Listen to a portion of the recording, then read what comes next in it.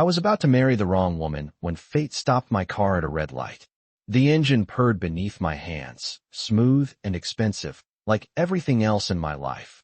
And beside me, Victoria was talking about seating charts and vineyard reservations. Her voice polished, perfect, forgettable, while Manhattan moved around us in a blur of headlights and reflections on rain-slick asphalt.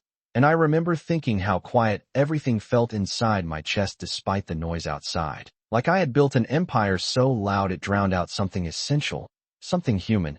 And then the light turned red and the world slowed down in a way I couldn't explain, not logically, not rationally, just a shift in the air, a pause that felt deliberate, like the city itself was holding its breath.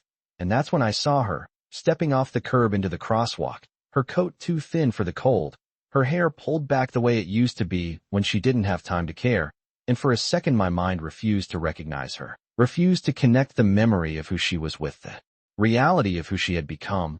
But my body knew before I did. My grip tightened on the steering wheel, my breath stalled halfway in, and everything Victoria was saying dissolved into silence. Because Emily Carter was supposed to be gone.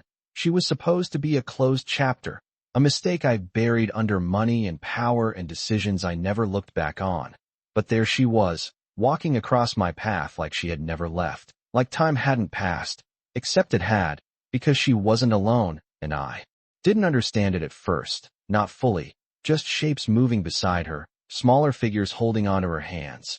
And then one of them looked up, just for a second, just long enough for something inside me to crack open in a way I couldn't control, because those eyes, that exact shade, that quiet intensity, it was like looking into a mirror of a life I never lived, and suddenly the car felt too small, the air too thin, the past too close, and I couldn't hear the traffic anymore, couldn't hear Victoria calling my name.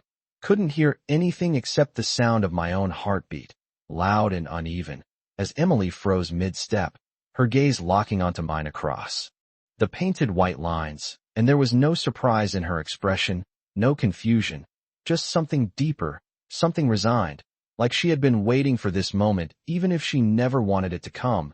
And I realized, with a certainty that didn't need proof or explanation, that whatever life I thought I was driving toward had just collided with the one I left behind. And this time, there was no way to turn the wheel and avoid it.